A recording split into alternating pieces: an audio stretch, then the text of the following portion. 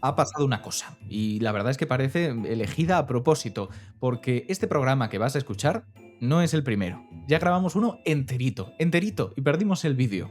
¿Sabes qué pasa? Que va muy bien para hablar de autoexigencia, porque ahora nada nos va a parecer bien. Todo lo que digamos va a ser supeditado a un análisis de qué habíamos dicho la otra vez, o sobre todo qué creíamos haber dicho. Así que, bueno, sed todo lo benevolentes que podáis. Permite que me cuele en tu oído. Esta voz que estás escuchando no soy yo, son solo chisporroteos eléctricos en el interior de tu cabeza, tu particular versión de mí, Ignacio Crespo, médico y divulgador científico. Y ahora que habito en tu cerebro, ya podemos empezar Mentescopia, un podcast de Cibersam patrocinado en convocatoria competitiva por la FECIT. Y rearrancamos, porque este programa, ya digo, ya ha existido, ¿de acuerdo? Cualquier cosa que nos guste, sabed que seguro que la hicimos mejor. En algún momento la hicimos mejor. Y para hablar de ello, tenemos con nosotros a dos profesionales, como siempre. Contamos con Rocío Cupeiro, que es doctora de Ciencias de la Actividad Física y el Deporte y profesora de la Facultad de Ciencias de la Actividad Física y del Deporte de la Universidad Politécnica de Madrid. Muchísimas gracias por estar, Rocío. Muchísimas gracias por invitarme, Ignacio, un placer. No, el placer es mío otra vez. Es un placer doble, ¿no? Ya van dos. Y presentamos también por segunda vez, para vosotros la primera, a Mara, que es doctora en medicina y profesora titular de la Facultad de Medicina de la Complutense de Madrid e investigadora Cibersam. Que he dicho yo, Mara, así muy a la ligera, como si no tuvieras apellido, pero tienes, ¿no? Mara Cupeiro. Perdona que. No, no, Mara Mara, Rocío Parellada. Cupeiro y Mara Parellada, lo siento, es que. ¿Ves lo que pasa? Ya empezamos así. Y de aquí el resto del programa.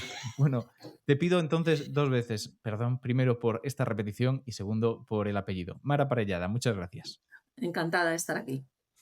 Encantado de hablar contigo otra vez. Vamos a hablar de la autoexigencia, eso que básicamente me está reconcomiendo ahora y me va a acompañar durante el resto del programa. Y la primera pregunta, Mara, quiero que sea, ¿dónde está el límite entre el esfuerzo que es razonable y ya una autoexigencia que se pasa de frenada? Yo creo que aquí tengo motivos para ser exigente conmigo.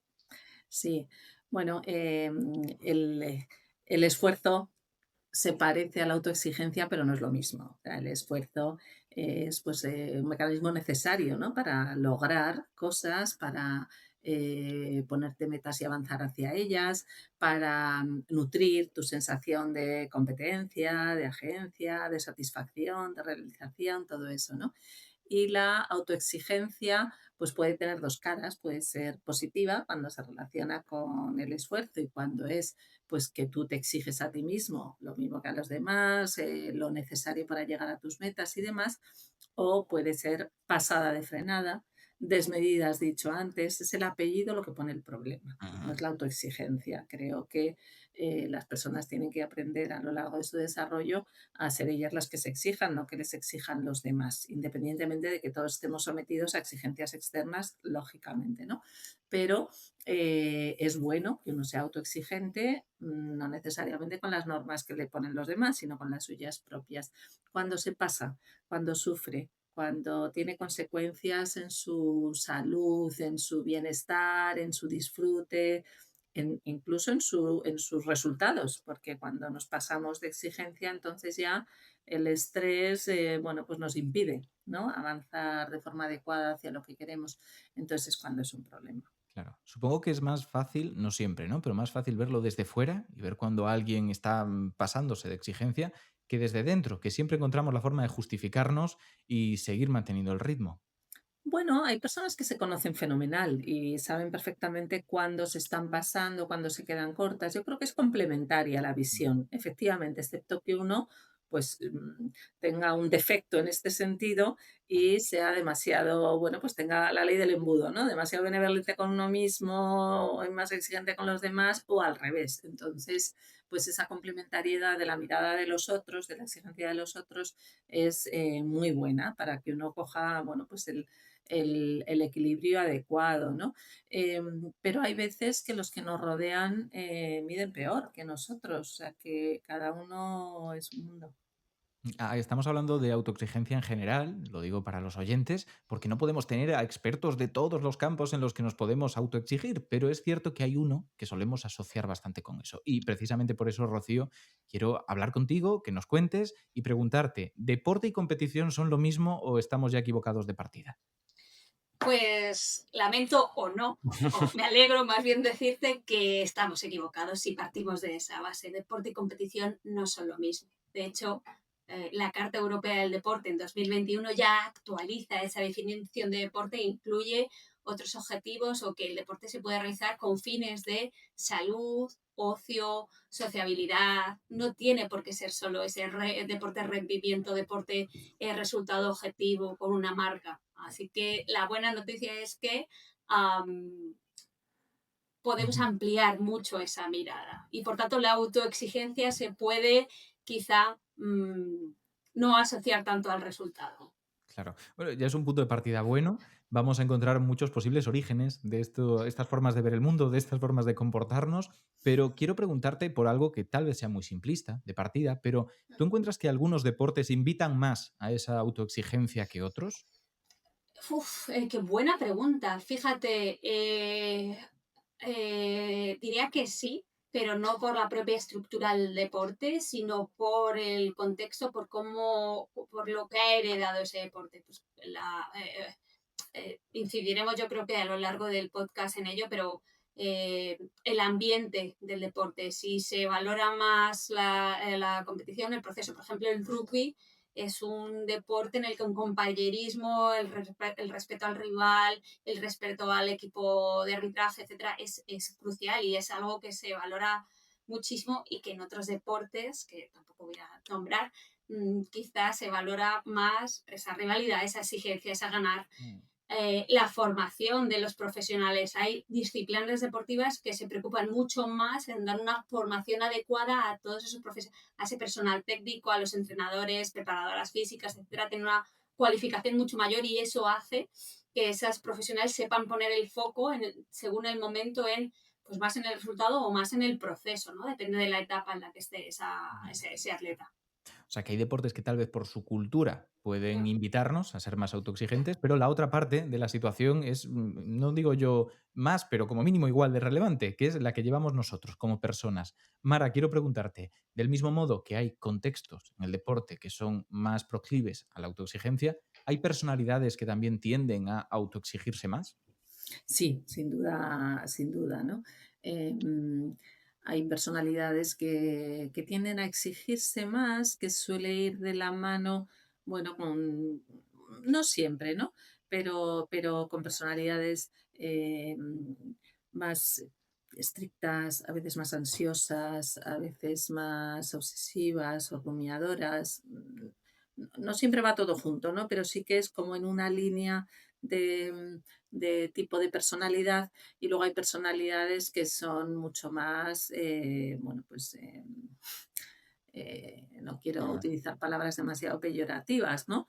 Pero pues más externalizadoras, más indolentes, más extrapunitivas, más un poco de poner la responsabilidad de todas las cosas fuera, ¿no? Y eso, pues, marca muchísima diferencia. Claro, ya, quitado el componente que tiene que ver con la capacidad más biológica de cada uno, la competencia propia, luego al final, que uno tenga más capacidad de esforzarse, de exigirse, capacidad de trabajo y demás, es lo que al final va a dar mejores resultados. Siempre dentro de que uno no se pase, ¿no? Como decías, antes, ¿no?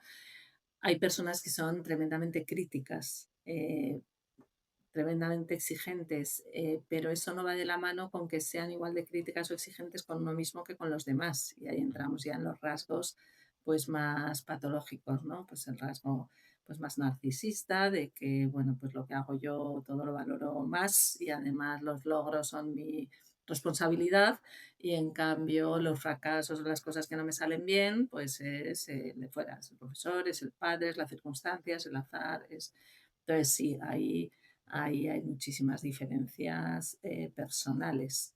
Ujú. Hemos nombrado ya un concepto que no había salido y que creo que va a ser fundamental.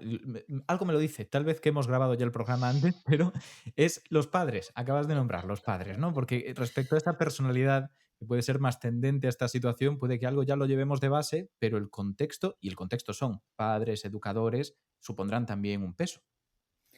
Mucho más peso al hablar de autoexigencia o de autoexigencia desmedida. Mucho más, o sea, hay rasgos temperamentales que serían las partes más básicas de la personalidad, del carácter, ¿no? Como uno nace, pues el bebé, hay el bebé pachorrón y hay el bebé inquieto y hay el bebé luchador y hay el bebé, pues que mejor que le pasen cosas buenas, ¿no? Pero luego, según las cosas que nos van pasando y según quién nos acompañe en esas cosas que nos van pasando y cómo nos acompañe, pues vamos, bueno, pues modelando, domesticando, domando unos rasgos más disfuncionales o más favorables y entonces vamos, bueno, ya teniendo una personalidad determinada. Y en este concepto de la exigencia y la autoexigencia y el poner, bueno, pues la responsabilidad dentro, ahí tiene mucho que ver el contexto y la crianza, ¿no? Y ahí es muy importante también el timing del momento del desarrollo, el que al niño se le exija siempre y se tire de él pues por encima de su momento vital, pero nunca por encima de sus capacidades para poderlo procesar y poderlo interiorizar, ¿no? Entonces es un equilibrio pues muy delicado, ¿no? Donde hay pues la sensibilidad de los padres para educar, para acompañar, para empujar, para pedir, sin sobreexigir, sin pedir lo que el otro no puede, o porque no puede en el momento en el que está de maduración, pues eso es absolutamente esencial. Ujú. Mm. Hay una pregunta, Rocío, que quiero hacerte desde ya, porque ya que estamos hablando del deporte, creo que nos resulta muy difícil separar la idea de practicar un deporte o entrenar con la del rendimiento, conseguir determinadas metas, incluso la idea de progresión parece que está ahí, ¿no? Fundamentalmente, que si estamos levantando peso, se espera que levantemos más peso en cuestión de unas semanas, que si estamos haciendo calistenia, por ejemplo, que también haya una progresión en la complejidad de los ejercicios y no digo yo que esté malo, pero ¿le damos un peso demasiado central a esto respecto a toda la experiencia que implica el deporte? Totalmente, de hecho, claro, hay que verlo de nuevo con el contexto en el que estamos. Al final, no dejamos de vivir en una sociedad en la que también valora mucho esa productividad del sujeto, que tienes que ser Claro. productivo, que tienes que rendir, tienes que buscar la versión mejor de ti mismo, tal. Pues eso traslada el deporte, unido también a que durante muchos años, muchos años, más de un siglo, venimos de una tradición deportiva en la que solo existía el deporte de rendimiento. Fíjate tú que yo, en la primera pregunta que me has hecho, has hablado de deporte y ya me he ido a las federaciones, cuando Claro. yo misma he dicho que hay muchos más deportes, que no tienes por qué estar, o sea, que un deporte que se practique en una instalación de, digamos, gimnasio o un centro fitness lleva a menos competición, tiene menos competición intrínsecamente que un club deportivo de una federación, de un deporte olímpico, por ejemplo. Y con esto pasa un poco lo mismo, ¿no? Tenemos esa visión sesgada de que el deporte ya implica una competición, implica medirse con el otro, o si Ujú. no es medirse con el otro, implica que tienes que mejorar tus marcas. Y para nada tiene por qué ser así. O sea, sí que tienes que, o sea, sí es verdad que hay que al menos aunque sea el fin del disfrute, pero algún fin, ¿no? Bueno, es verdad que el juego, que es de donde es una de las pocas actividades humanas que tiene fin en sí mismo, simplemente por jugar, vas por jugar y al final el deporte no deja de ser un juego. Claro. Ah, por tanto, entonces, me corrijo, no tiene por qué haber un resultado, no tiene por qué haber, porque decir, bueno, un resultado de salud, un resultado de ocio, pero al final, si te gusta hacer deporte por hacerlo, está maravillosamente bien también. Pues oye, nos lo apuntamos para intentar ser, como decíamos, menos exigentes, porque hay una Eso cosa que es. me gusta que has dicho, no es solo competir con otro, a veces es competir consigo mismo. Está muy de moda decir que algunos deportes, ¿no? Son mejores, te va a vender quien lo practica, ¿no? Casi como si fueran una pequeña secta, porque solo compiten consigo mismos. Estoy pensando en la escalada, pero también en muchos otros que son individuales. Según cómo nos lo tomemos, también podemos entrar en estas dinámicas, entiendo. Absolutamente, el triatlón, por ejemplo, las carreras estas de ultra endurance, de ultra resistencia, también son un poco así, de tengo que bajar la anterior competición, hice Claro. 5 horas 32 minutos, ahora tal. Pero además estamos parametrizando todo, ¿no? Tenemos 1000 valores simplemente para Si salir hoy, a correr. y si hoy he dado 7.000 pasos, mañana voy a dar 8.000. Es como, bueno, a lo mejor es que tu vida diaria te permite dar 7.000 Claro. y a partir de 7.000 ya hay beneficios para la salud. Tranquila, tranquilo, no te exijas más, que no hace falta, sin entrar en la autocomplacencia tampoco, ¿vale? Es Por como muy supuesto. bien ha dicho al principio Mar, es cuestión de equilibrio. Pero sí, estoy totalmente de acuerdo. Competir con uno mismo puede ser igual de perjudicial que competir con otras personas, aunque a priori parezca lo contrario. Al final, de nuevo, cuando es desmedida esa autoexigencia, se sale del equilibrio y empieza a tener, cuando ya empieza a tener, es que además es que Mara lo ha dicho muy bien, repercusiones sobre la salud. Bueno, claro, lo ha dicho muy bien porque es una profesional de ello y se nota que sabe un montón. Si ya analizamos nuestra vida y vemos que esa autoexigencia, ese querer rendir más, empieza a influir sobre mi vida diaria, mis relaciones sociales o Claro. mi bienestar, etcétera, ahí hay que analizar algo, decir, a lo mejor me estoy pasando un poco Mm. de la raya. Estábamos hablando de perfiles, Mara, de qué tipo de personalidades parecen más proclives a estas conductas. Y quería preguntarte, cuando nos centramos en los niños, estábamos ahora utilizándolo de forma genérica, ¿no? Niños, niños y niñas. Pero podemos ver diferencias, no digo yo biológicas, sino dentro del contexto cultural en el que vivimos, por el cual tal vez los niños se exigen más o menos que las niñas. A ver, vemos diferencias absolutamente en relación con lo que tú dices, ¿no? Esto viene ya de antes, ¿no? Que hemos hablado como más de esto. No hay ninguna razón biológica para que un niño sea más exigente ni autoexigente que una niña. Ahora, hay contextos culturales y contextos históricos. O sea, no es lo mismo una niña de ahora que una niña de hace 30 años o que hace de 60 años. No es lo mismo una niña española que una niña marroquí. Entonces, ahí en la autoexigencia como rasgo de personalidad, la expectativa del entorno, la expectativa cercana y la perspectiva más amplia influye un montón. Claro, en este momento esa perspectiva más amplia, ¿quién es? Pues es por un lado la familia, por otro lado los profesores, por otro lado la sociedad, por otro lado la cultura y ahora ya también las redes sociales. Entonces, ahí, bueno, pues las exigencias externas frente a un niño o una niña pueden cambiar más en determinados lugares, en otros sitios no tanto. Las exigencias en esto, bueno, en general, ¿no? O sea, ya hablábamos antes también, las exigencias de una niña hace unos años en nuestra propia cultura y todavía a día de hoy en muchos lugares del mundo, pues tienen que ver, desde luego, pues con unos roles determinados, unos roles maternales, unos roles de reproducción, unos roles de un determinado carácter, de unos determinados rasgos más de conciliación, con unas determinadas características personales incluso, que también se relacionan con esto. Entonces, claro, si la exigencia tiene que ver con la cultura, pues a lo mejor no es una exigencia de rendimiento que sí que pueden sufrir los chicos, ¿no? Es una Claro. exigencia de lo contrario, Ujú. de sumisión o de conciliación o otro tipo de rasgos. Con los chicos están sometidos a exigencia, pero no a nivel deportivo, a nivel de, pues eso, de ser conseguidores, de ser Ujú. el sostén de la familia, de ser jefes, de otro tipo de cosas, ¿no? Entonces, todo eso, pues va a depender muchísimo el peso que tenga en qué lugar y en qué momento lo estemos hablando. No tiene nada que ver, yo creo, con el sexo, ¿no? Pero bueno, a mí me preocupa especialmente el tema de las redes sociales con esa exigencia social que luego se imponen, introyectan algunas personas muy jóvenes respecto al aspecto físico y respecto Claro. al rendimiento, ¿no? Eso sí es una preocupación. Hay pocas cosas buenas de repetir un podcast, hay que reconocerlo, pierde frescura, hay 1000 problemas, pero hay una que sí que vais a disfrutar hoy, porque cuando terminamos de grabar el primer intento y nos lamentamos por ello, Rocío dijo, bueno, pues casi mejor, fíjate qué optimista, porque me quedó una cosa en el tintero al respecto de esta diferencia entre niños y niñas. Así que, por favor, Rocío, regálanos eso a todos los oyentes y a mí, que me quedé sin saberlo.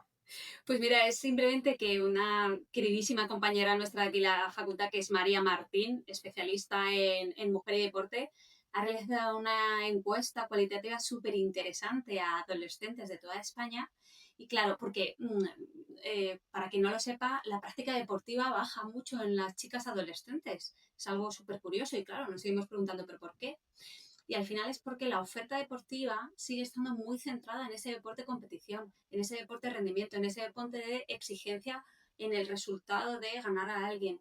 Y eso no parece ser lo que más le guste a la... No les atrae para nada a esas mujeres. Por tanto, habría que cambiar esas políticas deportivas, los espacios de práctica. De hecho, en esa guía, que es, la voy a citar, vamos, es la guía práctica de actividades físicas y deportivas para adolescentes de María Martín, que hay que cambiar el foco cuando hablamos de deporte, ¿no? Un poco esa visión que estamos dando de un deporte más integral, más general, aunque meto la coletilla que estoy absolutamente de acuerdo con Mara, que se está llevando también a un extremo que no es saludable, que es el deporte como esa herramienta que te va a modelar la figura para tener, y eso es absolutamente falso, o sea, el deporte te va a dar salud, te puede dar disfrute, sociabilidad, que son objetivos necesarios para el ser humano y para una buena calidad de vida, pero no pasemos de un mal que es autoexigencia por conseguir un resultado de una marca a autoexigencia por conseguir unos pectorales o unos cuádriceps como los de ese influencer. O sea, tan malo es una cosa como la otra,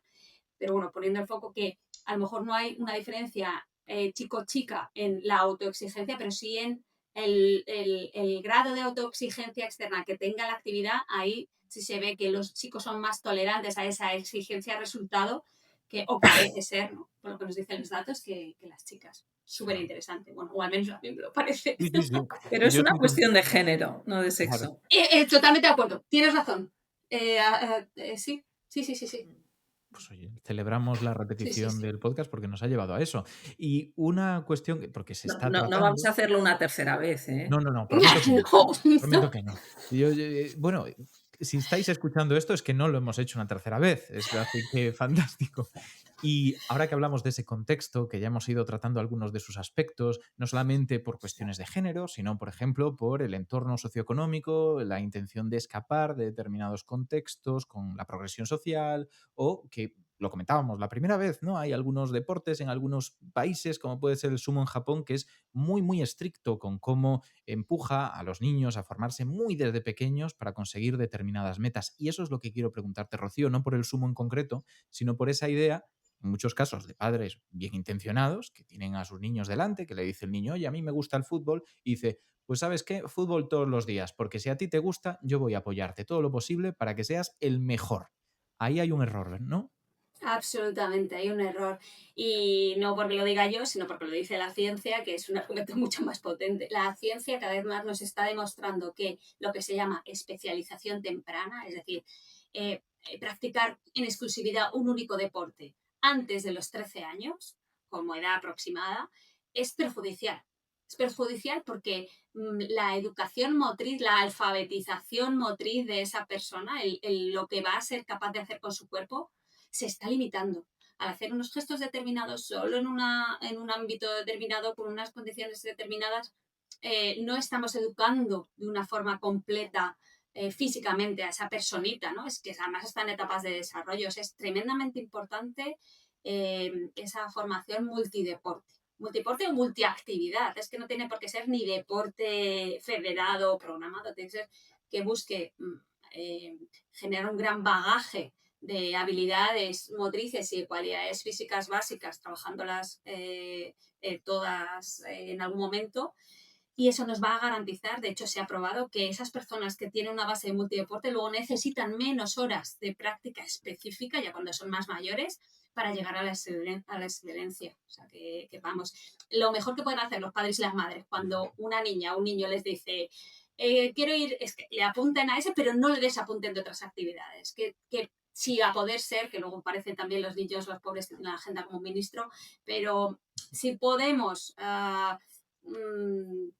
Compaginar, ¿no? Que tal vez no tiene que ir gracias, todos sí. los días de la Sí, semana a ese deporte. Ujú. claro, y estaba pensando que es que ni siquiera es compaginar con dos clases de diferentes deportes, es que a lo mejor con salir los fines de semana en bici de paseo con ellos, o con dar volteretas en el jardín de casa, o con... O tener tiempo de aburrirse, que también está ahí, ay, ¿no? bueno, sí, sí, sí, sí, totalmente de acuerdo. Muy, muy fan del aburrimiento yo. Mara levanta el dedo. No sé si Sí. secundando ser fan del aburrimiento o. Bueno, las 2 también. También soy fan del lado de aburrimiento, que es la fuente de la creatividad, lógicamente.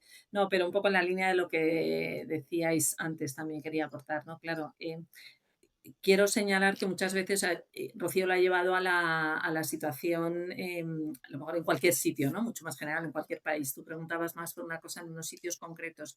Mm, Hay un error de concepto inicial. Claro, si tú educas a una persona para ser el número uno, para el éxito, tienes posibilidad de conseguir en un 1% y en un 99% un fracaso.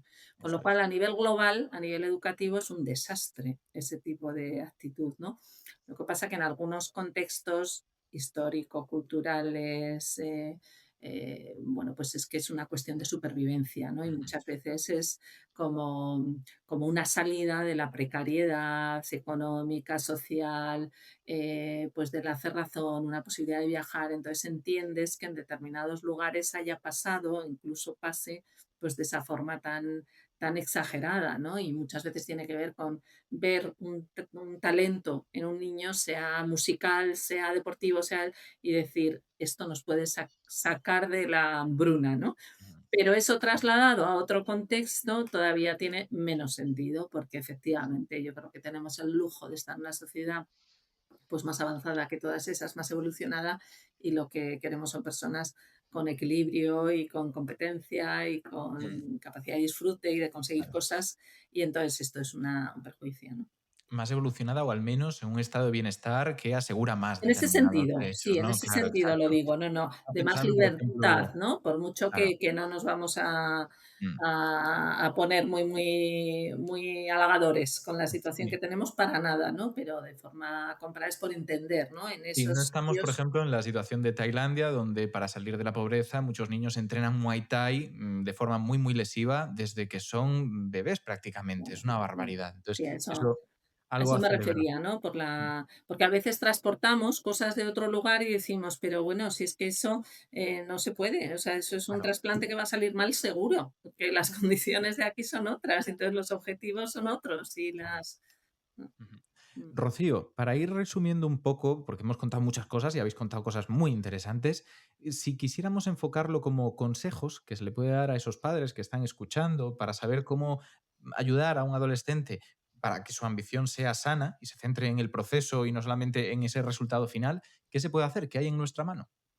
Ujú. O sea, muy buena pregunta. A ver, yo no soy, bueno, sí, puede ser, no soy muy fan de las recetas, pero sí se pueden dar recomendaciones generales en este caso. Yo creo que eh, para poner el foco en el proceso y no en el resultado, deberíamos enseñar o tratar de que esa persona que practica el deporte sea capaz de eh, analizarse a sí misma, como si fuese su propio investigador. Me explico, en lugar de preguntarnos o preguntar a esa personita, a ese niño, a esa niña o al adolescente, oye, has ganado, ¿qué tal el resultado? ¿Qué tal el partido, no? Así en general, o qué tal hoy en la actividad que hayas hecho. Eh, hacer que esa misma persona se pregunte, ¿cómo te has sentido hoy? ¿O qué te ha salido? ¿O qué diferente has hecho? ¿Qué has aprendido técnicamente? ¿O qué técnica nueva has aprendido? ¿O cómo has sentido tu musculatura? Etcétera, etcétera. Para entender como que al final están en un proceso, en un camino, ¿no? Como pequeños ajustes, de pequeñas mejoras pasito a paso que les va a llevar a poco a sentirse mejor y a, si tienen un objetivo a largo plazo, a ir alcanzando poco a poco ese objetivo, ¿no? O sea, sí que, como antes decíais, que esa autoexigencia sea una ambición, una motivación propia que te lleve, que sea constructiva, que te Ujú, anime a, oye, pues genial, hoy, mira, pues hemos aprendido un nuevo paso de baile. Y aunque no me ha salido muy bien al principio, pues oye, luego tal, o no me ha salido para nada bueno, pero ya lo aprenderé. ujú. Em, bueno, cosas del proceso. Ujú. Centrarse en el proceso. Eso Y es. hay veces que con eso llega, lo cogemos a tiempo y desarrollamos una relación sana con nuestras aficiones, con la forma de entender las metas. Y hay veces que entiendo que no, habrá de todo. Y llegan a la consulta, Mara, y quiero que nos cuentes un poquito. En esos casos, ¿hay algo que nos permita identificarlos cuando ya hace falta que entréis vosotros y qué se hace cuando llegan a la consulta? Bueno, la identificación la mayoría de las veces la hace la propia persona o el entorno cercano, porque uno no va buscando pacientes, ¿no? Ni va buscando a quién decirle que tiene que tratarse, Claro. sino que es la propia persona o el entorno el que identifica cuando hay o bien un sufrimiento o una disfuncionalidad, ¿no? Más o menos objetiva. Ahora es muy difícil en este momento social hablar de cosas patológicas. Parece que es que todo vale, pero, hombre, como humanos, en distintas etapas de la vida tenemos como eh, unos hitos, unas consecuciones que la mayoría de la gente cumple. Pues Claro. cuando uno es adulto, pues ya tiene que, bueno, pues o estudiar o trabajar y, bueno, pues automantenerse y tener una red social y tener una familia o una pareja o no, o decidirlo. Entonces, cuando se pierde esa capacidad para estar en tu contexto, como se supone que tendrías que estar, ¿no? Y hay un desajuste muy grande, ¿no? Entre las expectativas generales, o hay un sufrimiento, o hay una disfunción, o hay una pérdida de algo, ¿no? Sea de bienestar, de felicidad, de capacidad, de lo que sea, ¿no? De realización personal, es cuando hablamos de patología. Si no, es variación de la normalidad. Y oye, uno es exigente, otro lo es menos, uno es más vaguete, otro es más trabajador, y todo eso pues vale, ¿no? Pero hay situaciones en que hay que, o que la gente quiere que se intervenga. Ujú. Entonces ahí, pues lo que hay que hacer es un análisis muy, muy individualizado, es lo que llamamos una formulación diagnóstica de qué es lo que está haciendo que esta persona haya perdido el equilibrio. Ujú. Qué hay de su forma de ser, qué hay de su contexto, qué hay de su familia, qué hay de traumas tempranos o qué hay de situación actual o de o de condicionantes o determinantes, ¿no? Más cercanos. Y entonces, según eso, pues se diseñan distintos tratamientos. Si hay una ruptura muy grande y podemos hablar ya de un trastorno de ansiedad, de depresión, pues muy, muy disfuncional, a veces tenemos que recurrir a la farmacología. En situaciones anteriores, la mayoría de las veces lo que se recurre es a intervenciones Claro. psicoterapéuticas, que dependiendo de las capacidades de la persona y dependiendo del tipo de ruptura, entonces interviene de una manera o de otra, Ujú. más focalizada en lo intersubjetivo, más de introspección de Ujú. situaciones pasadas, más Claro. puramente adaptativas, cognitivo-conductuales, se Ujú. individualiza. Y precisamente por eso, por la complejidad que tiene y porque no hay recetas, hacen falta profesionales de la salud. Y sé que se estarán preguntando los oyentes, o sea, os estoy escuchando a través del tiempo y del espacio y diréis, vale, ¿ha quedado mejor o ha quedado peor que el primero que grabemos? Y la respuesta es que ha quedado bien. Y no vamos a compararlo, y si creéis que hay que compararlo, es que no habéis escuchado todo el resto del programa y lo que hemos dicho sobre la exigencia. Muy Mara, buen cierre. Rocío, muchísimas gracias por estar. Gracias a ti. Gracias a ti por invitarnos.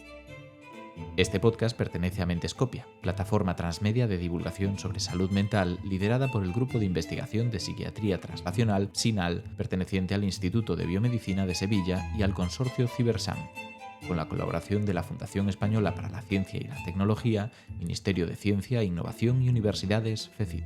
Idea del podcast, guión y locución, Ignacio Crespo. Producción, edición y difusión, Oikos MSP. Puedes escucharlo en podcastidae.com, en tu reproductor de podcast favorito, o verlo en vídeo en el canal de YouTube de Mentescopia.